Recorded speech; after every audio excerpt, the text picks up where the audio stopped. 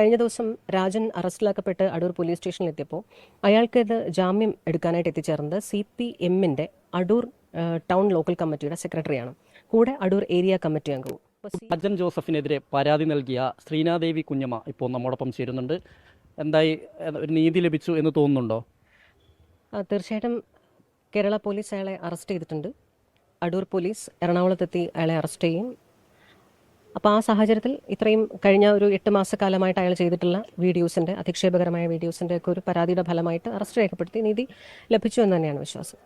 വളരെ മോശമായ പരാമർശങ്ങളാണ് അതിനകത്തുണ്ടായിട്ടുള്ളത്. കഴിഞ്ഞ സർക്കാരിൻ്റെ കാലത്ത് തന്നെ ശ്രീന പരാതി നൽകിയിരുന്നില്ലേ?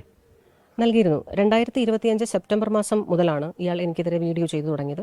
അന്ന് ഞാൻ ഇടതുപക്ഷത്തിൻ്റെ ഭാഗമായിരുന്നു. CPI-യുടെ ജില്ലാ പഞ്ചായത്ത് അംഗമായിട്ടിരിക്കുകയാണ് എനിക്കെതിരെ വളരെ മോശമായിട്ടുള്ള വീഡിയോസ് അയാൾ ചെയ്തത്. അന്ന് ഇടതുപക്ഷത്തിൻ്റെ ഭാഗമായിട്ടിരിക്കെ തന്നെ ഞാൻ ഈ വിഷയത്തിൽ പരാതി നൽകിയിരുന്നു. പക്ഷേ ചില പ്രാദേശികരായിട്ടുള്ള ചില ഇടതുപക്ഷത്തിൻ്റെ ചിലരുടെ പിന്തുണയുള്ളത് കൊണ്ടായിരിക്കാം അയാൾക്കെതിരെ യാതൊരു വിധത്തിലുള്ള നടപടിയും ഉണ്ടായില്ല. അപ്പോൾ അതിനെ തുടർന്ന് നിരന്തരമായിട്ട് അയാൾ ഏതാണ്ട് കഴിഞ്ഞ ഒരു വീഡിയോസ് അയാളും ഒരു സിബി എന്ന് പറയുന്ന മറ്റൊരാളും ചേർന്നുകൊണ്ട് ചെയ്തിട്ടുണ്ട്. ഇതിനെതിരെ എല്ലാം പരാതി നൽകിയിട്ടുണ്ട്. അപ്പോൾ ഇപ്പോഴാണ് ഒരു നീതി ലഭിച്ചു എന്നുള്ളൊരു പോയിന്റിലേക്ക് എത്തി നിൽക്കുന്നത്. കഴിഞ്ഞ ദിവസം രാജൻ അറസ്റ്റിലാക്കപ്പെട്ട് അടൂർ പോലീസ് സ്റ്റേഷനിലെത്തിയപ്പോൾ അയാൾക്കിത് ജാമ്യം എടുക്കാനായിട്ട് എത്തിച്ചേർന്നത് CPM-ന്റെ അടൂർ ടൗൺ ലോക്കൽ കമ്മിറ്റിയുടെ സെക്രട്ടറിയാണ്.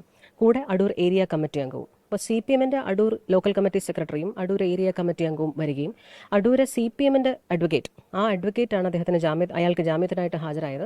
അപ്പോൾ അത് പിന്നെ നമ്മൾ പറയാനില്ല. കാരണം ആസ് എ പ്രൊഫഷൻ ഒരു അഡ്വക്കേറ്റ് ഒരു കേസിൽ അപ്പിയർ ചെയ്യുന്നതിനെക്കുറിച്ച് രാഷ്ട്രീയപരമായിട്ട് അതിനെ ചിത്രീകരിക്കാൻ ഞാൻ ആഗ്രഹിക്കുന്നില്ല. പക്ഷേ ജാമ്യം എടുക്കുവാനായിട്ട് എത്തിച്ചേർന്നത് CPM-ന്റെ അടൂര ലോക്കൽ കമ്മിറ്റി സെക്രട്ടറിയും ഏരിയ കമ്മിറ്റി അംഗവുമാണെങ്കിൽ CPM-ന് ഇത്തരത്തിലുള്ള യൂട്യൂബേഴ്സിനൊപ്പമുള്ള നിലപാട് എന്താണ് എന്നുള്ളത് വ്യക്തമായി പറയുക തന്നെ വേണം. സംസ്ഥാന നേതൃത്വം മുതൽ പ്രാദേശിക നേതൃത്വം വരെ, ലോക്കൽ കമ്മിറ്റി വരെയുള്ള ബ്രാഞ്ച് വരെയുള്ള എല്ലാ സഖാക്കളും, സൈബർ സഖാക്കളും എടുക്കുന്ന നിലപാട് എന്താണെന്ന് പറയണം. കാരണം CPM-ന്റെ അനിഷേധ്യയായിട്ടുള്ളൊരു നേതാവ് എന്ന് നിങ്ങൾ പൂർണ്ണമായിട്ട് ഉൾക്കൊള്ളുന്ന PP ദിവ്യ, മുൻ കണ്ണൂർ ജില്ലാ പഞ്ചായത്ത് പ്രസിഡന്റായിരുന്ന ശ്രീമതി PP ദിവ്യ, കണ്ണൂർ ജില്ലയിലെ കണ്ണപുരം പോലീസ് സ്റ്റേഷനിൽ ഈ പറയുന്ന 2 പേർക്കുമെതിരെ കംപ്ലൈന്റ് കൊടുത്തിരുന്നു.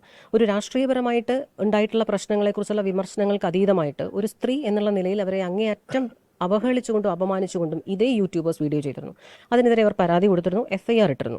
അതിനുശേഷം ശ്രീ മുഹമ്മദ് റിയാസിനെയും ഇളമരം കരീമിനെയും ചേർത്തുകൊണ്ട് അങ്ങേയറ്റം മോശപ്പെട്ട രീതിയിൽ വൾഗറായിട്ട് ഒരു വീഡിയോ ഇതേ ആൾക്കാർ തന്നെ ചെയ്തിട്ടുണ്ട്. അതവർ സംരക്ഷണം ചെയ്തിട്ടുണ്ട്. ആ വീഡിയോ ഇപ്പോഴും സാമൂഹ്യ മാധ്യമങ്ങളിൽ അവൈലബിൾ ആണ്. അപ്പോൾ അത്തരത്തിൽ മുഹമ്മദ് റിയാസിനെയും ഇളമരം കരീമിനെയും PP ദിവ്യയെ ചിത്രീകരിച്ച ഈ പറയുന്ന ആൾക്കാർക്ക് വേണ്ടി CPM-ന്റെ ഒരു ലോക്കൽ കമ്മിറ്റി അംഗവും ജാമ്യം എടുക്കാൻ വന്നിട്ടുണ്ടെങ്കിൽ ആ പറഞ്ഞതൊക്കെയും ആരൊക്കെയായിരുന്നു? CPM-ന്റെ അടൂര് ലോക്കൽ കമ്മിറ്റിയുടെ സെക്രട്ടറി, കൂടാതെ അടൂർ ഏരിയ കമ്മിറ്റി അംഗം, ഈ 2 പേരും ജാമ്യം എടുക്കാൻ വന്നിട്ടുണ്ടെങ്കിൽ എന്താണ് CPM-ന്റെ സംസ്ഥാന നേതൃത്വവും പ്രാദേശിക നേതൃത്വം വരെയുള്ളവർ ഈ പറഞ്ഞ മുഹമ്മദ് റിയാസിനെയും ഇളമരം കരീമിനെയും ഒക്കെ കുറിച്ച് പറഞ്ഞ കാര്യങ്ങൾ പൂർണ്ണമായി അംഗീകരിക്കുന്നു എന്ന് തന്നെ നമുക്ക് വിലയിരുത്തേണ്ടി വരും. അന്ന് എത്ര പരാതി നൽകിയിരുന്നു? അന്ന് ഏതാണ്ട് 10-ലധികം പരാതി നൽകിയിരുന്നു. അപ്പോൾ ഈ വിഷയത്തിൽ യാതൊരു അന്വേഷണമോ കാര്യങ്ങളോ അല്ലെങ്കിൽ നിങ്ങളുടെ സ്റ്റേറ്റ്മെന്റ് എടുക്കാനൊന്നും പോലീസ് തയ്യാറായിരുന്നില്ലേ? ഒരു വിഷയത്തിൽ ഒരു പരാതി നൽകിയപ്പോൾ ആ പരാതിയിൽ ഒരു സ്റ്റേറ്റ്മെന്റ് എടുക്കുകയും ഒരു FIR രജിസ്റ്റർ ചെയ്യുകയും ചെയ്തെങ്കിലും അത് ഏറ്റവും മൈനറായിട്ട് വീക്കസ്റ്റ് സെക്ഷൻസ് ഇട്ടുകൊണ്ട് ഒരു FIR രജിസ്റ്റർ ചെയ്യപ്പെട്ടു. എന്നാലും സ്വാഭാവികമായിട്ടും ഇത്രയും പറഞ്ഞപ്പോൾ ഒരു FIR രജിസ്റ്റർ ചെയ്യുമ്പോൾ തനിക്കെതിരെ വരാൻ പോകുന്നത് കടുത്ത FIR ആണ് എന്ന് ബോധ്യമുള്ളത് കൊണ്ടായിരിക്കാം അയാൾ മുൻകൂർ ജാമ്യം എടുത്തു. പക്ഷേ മുൻകൂർ ജാമ്യം എടുത്തതെങ്കിലും അയാൾ പ്രതീക്ഷിച്ചതുപോലത്തെ ഒരു വകുപ്പുകളൊന്നും അതിൽ ഉണ്ടായിരുന്നില്ല. എന്നെ സംബന്ധിച്ച് നമ്മളൊരു കമന്റ് ചെയ്യുമ്പോൾ ഒരു മോശം കമന്റ് ചെയ്തു അല്ലെങ്കിൽ ഒരു വാക്ക് ഉപയോഗിച്ചു, ഒരു വാക്ക് ഒരു വാചകം എന്നുള്ളതിൻ്റെ അടിസ്ഥാനത്തിലല്ല ഞാൻ പരാതി നൽകിയിട്ടുള്ളത്. ഒരു 10 മിനിറ്റ് 15 മിനിറ്റ് ദൈർഘ്യമുള്ളൊരു വീഡിയോ അയാൾ ചെയ്യുകയാണെങ്കിൽ ആ 10 മിനിറ്റും അയാൾ വ്യക്തിപരമായിട്ട് അധിക്ഷേപിച്ചുകൊണ്ടേയിരിക്കും. അധിക്ഷേപിക്കുക എന്ന് പറയുന്ന നിയമപരമായിട്ടുള്ളൊരു ക്ലോസ് കേവലമായിട്ട് ഉപയോഗിക്കില്ല, മറിച്ച് അതിൻ്റെ ബ്രോഡ് ഡെഫിനിഷനിലും അതിൻ്റെ ഏറ്റവും നാരോ ആയിട്ടുള്ള ഡെഫിനിഷൻ എടുത്താൽ പോലും അതിലെല്ലാം പരിപൂർണമായിട്ട് കവർ ചെയ്യുന്ന രീതിയിലുള്ള അത്രയും അധിക്ഷേപങ്ങളാണ് അയാളുടെ ഓരോ വീഡിയോസിലും ഉണ്ടായത്. അതിലെല്ലാം അയാൾ എൻ്റെ പൂർണ്ണമായ പേര് ഉപയോഗിക്കുന്നു, എൻ്റെ ഐഡന്റിറ്റി റിവീൽ ചെയ്യുന്നു, എൻ്റെ ഫോട്ടോസ് കാണിച്ചുകൊണ്ട് ഇതാണ് ഇന്നയാളാണ് ശ്രീനാദേവി എന്ന് പറഞ്ഞുകൊണ്ട് എൻ്റെ ചിത്രങ്ങൾ കാണിച്ചുകൊണ്ടാണ് അയാൾ വീഡിയോ ചെയ്യുന്നത്. അപ്പോൾ അത്തരത്തിൽ ഡിസ്ക്രിപ്ഷൻ ബോക്സിൽ ഏറ്റവും അപമാനകരമായി അങ്ങേയറ്റം അധിക്ഷേപിച്ചുകൊണ്ട് ചില മോശം വാക്കുകൾ, സ്ത്രീകളെ എങ്ങനെ സമൂഹത്തിൽ മോശം പദപ്രയോഗങ്ങൾ എന്തൊക്കെയാണോ ആ പദപ്രയോഗങ്ങളെല്ലാം അയാൾ വിളിക്കുകയും അത് കമന്റ് ബോക്സിൽ അയാൾ അതിൻ്റെ ഡിസ്ക്രിപ്ഷൻ ബോക്സിലെല്ലാം കൃത്യമായി ആ പദപ്രയോഗങ്ങളോടുകൂടി തന്നെയാണ് എന്നെ അഭിസംബോധന ചെയ്തുകൊണ്ട് വീഡിയോ ചെയ്യുന്നത്. അപ്പോൾ സ്വാഭാവികമായിട്ട് ഇങ്ങനെ ഒരാൾ ഒരു കേരളത്തിൻ്റെ മാധ്യമ ലോകത്ത് അല്ലെങ്കിൽ മാധ്യമ പ്രവർത്തകർ എന്നുള്ള നിലയിൽ ഒരുപാട് യൂട്യൂബേഴ്സ് ഇപ്പോൾ പ്രവർത്തിക്കുന്നുണ്ട്. യൂട്യൂബ് ചാനലുകളുണ്ട്. അപ്പോൾ മുഖ്യധാരാ മാധ്യമങ്ങളായിട്ട് വലിയ നിലവാരത്തോടുകൂടി ഉയർന്നു വന്ന ഒരുപാട് യൂട്യൂബ് ചാനലുകളുണ്ട്. അപ്പോൾ അവർക്കൊക്കെ അപമാനകരമാണ്. 4ാം നെടുന്തൂണ് എന്നുള്ള രീതിയിൽ നമ്മളൊരു 4th പില്ലർ ഓഫ് ഡെമോക്രസി എന്ന് പറയുമ്പോൾ അതൊരു 4ാം കിട യൂട്യൂബ് ചാനലിന് ആ നിലവാരം ഉണ്ടാകുന്നു. തങ്ങൾ രാഷ്ട്രീയം പറയുന്നു പറയുന്നു എന്ന് പറയുന്ന ശൈലിയിലേക്ക് ഉയർന്നു വരാൻ അനുവദിക്കാൻ ഈ കേരളത്തിലെയോ ഇന്ത്യയിലോ നിയമ സംവിധാനങ്ങൾ അനുവദിക്കാൻ പാടില്ല. അതുപോലെ തന്നെ ഏതൊക്കെ വകുപ്പുകളാണ് ചേർത്തിട്ടുള്ളത്? അത് കേരള പോലീസ് ആക്ടും IT ആക്ടും ഒക്കെയാണ് ആഡ് ചെയ്തിട്ടുള്ളത്.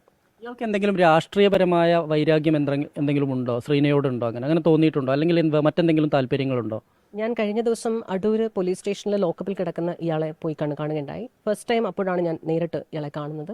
അപ്പോൾ കഴിഞ്ഞ കാലങ്ങളിൽ 2025 സെപ്റ്റംബർ മാസം മുതൽ അയാൾ എനിക്കെതിരെ വീഡിയോ ചെയ്യുന്നു. അന്ന് ഞാൻ ഇടതുപക്ഷത്താണ്, ഇന്ന് ഞാൻ ഐക്യജനാധിപത്യ മുന്നണിയുടെ ഭാഗമാണ്. ഈ 2 കാലഘട്ടങ്ങളിലും അയാൾ എനിക്കെതിരെ എടുത്ത നിലപാടുകൾക്ക് യാതൊരു മാറ്റവും ഉണ്ടായിരുന്നില്ല.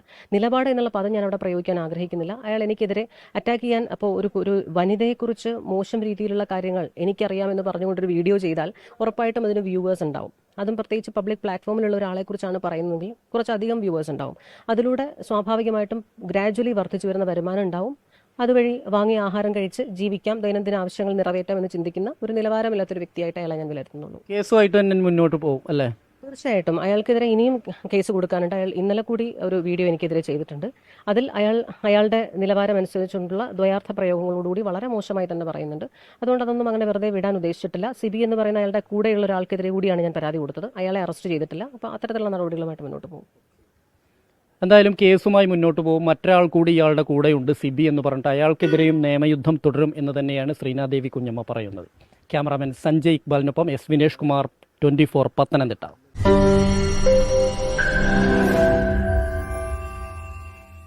ലോകത്തെവിടെയായാലും ഏത് സമയത്തും 24 വാർത്തകളും ഓഗ്മെന്റഡ് റിയാലിറ്റി പാക്കേജുകളും എക്സ്പ്ലെയിനറുകളും വിശദമായി കാണാൻ ഞങ്ങളുടെ യൂട്യൂബ് ചാനൽ നിങ്ങൾക്ക് സബ്സ്ക്രൈബ് ചെയ്യാം.